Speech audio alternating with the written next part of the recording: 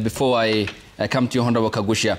So, Honorable Koech, you pointed out that the approval of the charges by the DPP. Yes. Of? That's 3 members of parliament. Wow. So that has been since posted by the Office of the Director of Public Prosecutions as fake. It's not fake, it's coming. It's fake, it's here. I know, but it's coming. Yeah. So how did you then establish that they are to be charged? They will be charged. Why then are you privy to such an information? Are you Why am I? I'm the chairman of Defense and Intelligence. I'm not just any other person. You're not the chairman of Jailer. I'm not just any other person. You are the chairman of Defense. No, he's right about that. He's the chairman of Intelligence. So he has good intelligence. ODPP is not oversighted by Koech. It's oversighted by my committee. Which is? Which is Jailer, Justice and Legal Affairs Committee. Chaired by Honorable Murugara. Yeah, chaired by Murugara. So the question is then, before I come to you... And from where I stand, there are no such kind of charges that have been approved. But it seems that such charges are actually politically instigated, and they are being cooked in a kitchen where Koech is one of the cooks and chefs. And I can tell you, Chief Chef, you are bound to fail. And what you will see, I have told what you will see, I have told what you will see, what you will see. Part of the no, what you will see. I'm with Koech on this one. What you will see. I'm with Koech on this one. What you head of the allow him to finish his point. What you will see is that even though the demonstrations and protests were done across the country, from Mombasa to Turkana, to Uasin Gishu to Sugoi, to Nakuru to Nyeri, even though the protestation was taken across the country, you will see from now what Koech is cooking with his ilk. It is going to target 2 politicians or 2 MPs who come from Mount Kenya region. Come on. That is what you will see. But nevertheless, you asked a question about the issue of what the President Kenyatta talked about. And what Kenyatta said is that the young people should fight for their rights. Fighting for someone's right does not mean fighting a government. I don't think it means fighting a government. I do not think it even means going to the road to demonstrate. Fighting for your right means that you're standing your ground. And you know the rights are well enumerated in our Constitution. But what I'm seeing is the kind of response that is coming from the government is a bit telling. Because when the government now responds so powerfully and so intensely on this issue of young people fighting for their rights, it means that the government is planning or has been denying these rights to the young people. And that's why they're being defensive. That's why they're saying that it's a wrong approach to tell people to fight for their rights. I mean, who shouldn't fight for their rights? Even you, as Ayub, when you are employed by this institution, you fight for your rights in terms of your remuneration, in terms of service, isn't it? You can't see your organization now coming up front so intensely to say that you're doing a wrong thing, because they do not intend to deny you your rights anyway. The other issue, which I'm also finding very suspect, is publicly we are calling the young people who are asking the government to do the right thing, we are calling them children. And we keep saying that, and we are also very obsessed with the issue of discipline of these children. Are you getting? But in secret and in private, we are treating them like hardcore criminals. We are planning for them like hardcore criminals. And they are being abducted every other day. And is Uhuru Kenyatta the right authority to advise on how to incorporate young people in government and give them the opportunities to prosper in life? I mean, no, of course, Uhuru Kenyatta has his own flaws as well as a former president. There are many things that he also ought to have fixed that he didn't fix. But how then do you respond to the appointment of Mudi Awori, 91-year-old veteran politician, to serve in the oversight the board that manages sports, art and youth activities in 2000? Well, I don't think, by the way, and if you understand this issue, the issue of like issues of age and all that in this case might actually not be a problem. Remember in Malaysia, when the problem was, when the country was run down completely, they recalled back a former president who was there, who was almost 90 years old. The case of Mahathir is an international superstar. Just listen to what I'm saying. They recalled a former president who was very old to come and refix back the country and take the country back to the people because it had been riddled with corruption. And so what here is important, and even for for the young people, by the way, is to ensure that we are fixing the policies. It's to ensure that we are not stealing from the pot where we are putting all the resources, so that these resources can serve everyone equally. And that's why I said it will not matter the age of the president or the deputy president. It will not matter the tribe of the president or the deputy president. Those things will not matter so long as you fix the system. Are you getting? And the problem which I'm finding here is that we are calling these young people children in public, but in private we are planning for them and doing what we would call hardcore criminals activities on them. We are killing them in abductions because they have talked. And that is why I'm saying we are being very hypocritical as a government. Are you getting? We are being very arrogant, yeah? And that is wrong, because we need to look at these young people and what they are saying. And that's why I really back what Manduku is saying here. He's saying, if I were the president, it wouldn't bother me who said it. It wouldn't bother me when it was said.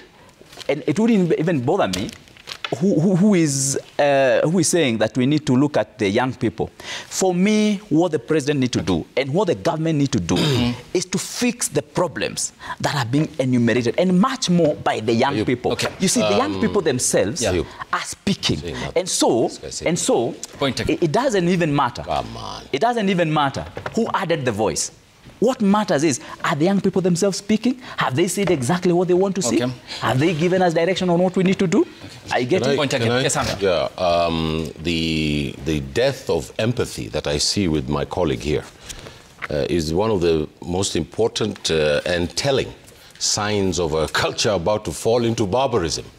Mr. Kenyatta is good and Mr. Ruto is bad. I mean, well, it's not fair for... I don't think that's I did not interrupt you. I did not interrupt you. Let me speak.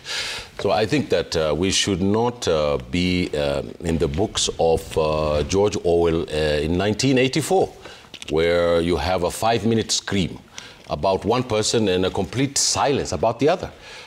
First of all, I think Mr. Uhuru Kenyatta and Mr. Ruto were a pair.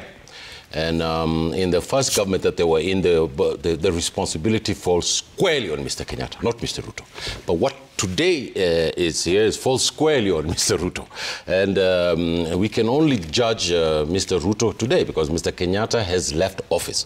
On the question of whether moral platform is it that Mr. Kenyatta has zero moral authority to speak about anything in this country. He left Mr. Ruto a bankrupt country. He left his country with murderous police action in many places in this country. He left this country without breakfast, lunch, or dinner. You can remember the corruption of the state officers in Mr. Kenyatta's government. It was outrageous. And then when Mr. Ruto came into power, there was nothing for him there to do. Sometimes I feel very sorry for him. I really do. Because when he walked into that government, there was nothing absolutely in it. And he had left, Mr. Kenyatta had left a time bomb, which is exploding on Mr. Ruto up to today. Now, the problem with our president is that our president is not a broad-based thinker. He doesn't want to think with other people. He wants to think by himself. And he wants to make decisions by himself. You can tell by the cabinet that we have. The cabinet that we have, some of them used to work for me. And I know some of them. And I know the competency levels in there. Secondly, you can tell the way this public civil service is working. The civil service used to have at least a giant who can actually run the machinery. Now, what Mr. Ruto has done is has dwarfed everybody so that he can become the chief of state. And he can run every policy in this country. And when you concentrate power in your hands, that is when you fail. You remember Mr. Kibaki. Mr. Kibaki is probably was intellectual, probably one of the most, like me, one of the best trained economists in this country, political economists.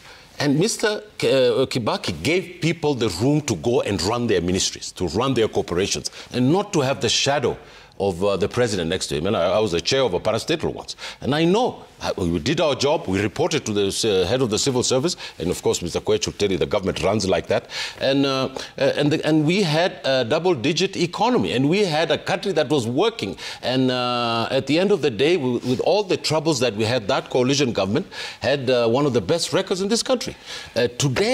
Today, after the Jubilee 2 decades, a decade and a half of Mr. Kenyatta and Mr. Ruto, the entire country is fed up. And at the heartland of rebellion in this country is in Nandi County, not even in Kisumu. The leaders of the Gen Z were Kalenjin and Somalis and people from the constituency of this government. And we want to tell the president that, you know, the great Albert Einstein said the most important thing about a human being is the ability to change. When you see that your pathos or your ethos is not working and the things that you're trying to do is not working, you shouldn't accept the cheerleading and the people saying continue in this wrong path. You should stop, take a break and say this government of, what did he call it, the government of broad-based government. It's not a broad-based government. It's a government of tribal sentiment, by tribal sentiment, and for tribal sentiment. When the president says that he's bringing people into cabinet so that there's a first of Kenya, he's not bringing people who are progressive, who are adroit. He's bringing back the old billionaires who, when you went to parliament, you saw how much they were all worth. Each one of them is worth 5, 6, 7 billion shillings. What we want is a fresh breath and change in this country. And that change, I put it to you, Ayub, is going to come election day when the young people are going to topple this government. Okay, and it's William Kabogo who was worth 3.1 billion.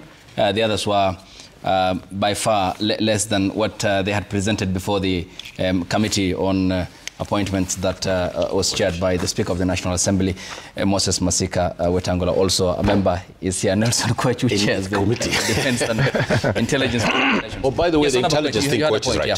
On the intelligence thing, Kwechu is absolutely right. He's privy to a lot of information, and I know that as a governance expert. Yes, please. You had a point. Before we move to the next topic on Rigathi Gachagua and his way forward. Although on the issue of the young people are going to change the politics of 2027 and the politicians. That's my view. Yeah, the only thing I would want to caution is that something very sinister is happening in this nation. As we are talking now, even though the issue of registration of young people is a right in the Constitution, continuous registration of the young people, I would want to tell Kenyans that for the last 2 years, no one in this country has been registered as a voter. Yeah, it's quite getting. Yeah. And you can clearly tell there's a reason why they are being disenfranchised. And so young people are out there and they're hoping to make a difference. But someone on this other side is sitting on the register. Coach can reply to that. Who is that person sitting on the register? You think he also has intelligence on this? Now I can give Kenyans you're the truth. Up who is sitting on the register? Of course, the government has ensured that IBC is not registering. Number one, I want to fault IBC because IBC themselves are saying that they cannot register if they don't have commissioners. I disagree with them because, of course, they say they need commissioners to come and gazette the staff to register. But remember, the staff, the returning officers who are gazetted to register in the last 5 years were not degazetted at the time when the elections were done. Okay. Number two, the issue that we don't have commissioners is entirely a government issue. It's a government that has incapacitated this and has ensured that this whole system is disenfranchised. And that is why this issue is something that we are going to take on. So I want to ask my brother, we want you to... You're eating into my turn and Koichi's turn. We want you to join. We want you to join. We want you to join. If you truly think that the young people are going to have a difference in this election... They will have a difference. They will make a difference. I absolutely believe that. Then we must then also be practical. We cannot say that they will make a difference and they are not being registered. They're intelligent. So they're going to register. Definitely. Yes, we must definitely take action on that. Thank you. So I was just trying to say initially that I think the statement by retired President Uhuru Kenyatta was put out of context, in my view. I read yesterday in one of the newspapers that he was addressing, he was responding to a question by one of his nieces called Ngina, who's from Canada, who was in the funeral that the former president was attending. And Ngina had asked that the former president prevails upon the older family members to allow the young crop of family members to take up leadership position. And in that response, and former President Uhuru Kenyatta did say that I really want to urge the young people of this country and you young people to take up leadership. But of course, the media will want to take it out of context for their own interest. I've even seen today's headline. The media again is on Uhuru Kenyatta saying Uhuru factor in Matiang'i 2027 bid, you know, so it's very sensational. And if Hashi, and I really like how Hashi is debating, but if these are the people that you're saying you want to take leadership from William Ruto. Not Matiang'i, I didn't say Matiang'i is not a young person. And I'm saying, let him finish his submission. If Kalonzo, Matiang'i, or I don't know, or Rigathi Gachagua, no. If that croc is the alternative that are going to run against William Ruto. Come on. I tell you this, William Ruto will We'll have them for breakfast. We'll have them for Can I breakfast. make a point of order? Point of order. Ayub, I'm not a supporter. I did not say We'll have them these for are the guys who I support. Of course. It was a right touch. So let me tell you. Yeah. And I see everyone trying to associate everything with every statement by Uhuru Kenyatta, actually mostly portraying it very negatively. But in my view, I think that was his sentiments, because Uhuru Kenyatta, as a former president, has decided to join hands with the president. They had a meeting, a private meeting. Broad-based government. They agreed that, we work as a country, we try as much as possible to unite the people of this nation. Of course, there are people who will want to divide us into political tribe and tribal cocoons, like you know, some of them. And Uhuru Kenyatta is totally against that, because I have no prophetic skill unless you tell me. the former deputy president is one architect of, and that is why part of the reason why we impeached him is because he's horribly tribal. And that is why we focused on that. And anyone associated with him carry the same mentality of tribalism, which so many of us don't. So like what we saw in Bungoma yesterday. But I'm not. No, this is my time. I am not. We have 7 minutes. I'm about to finish. So that is in my view. What I saw, I heard President Uhuru Kenyatta speak. But of all these other jokers that want to run against President, let me tell you, President Ruto will be running against his manifesto. And this year, we have to work so hard to fix all those things. And I'll tell you, members of parliament should not come here and tell you, I wish we would have done this and this and this. It is in our purview. It is in our space to make sure that we change those things. Because we look at the records, we do the budget, we know what we have allocated where. If we want to give the people of this country a good environment to operate on, business environment, it is in our hands. We just have to do it in parliament. Let's then still stay on the same subject and make sense of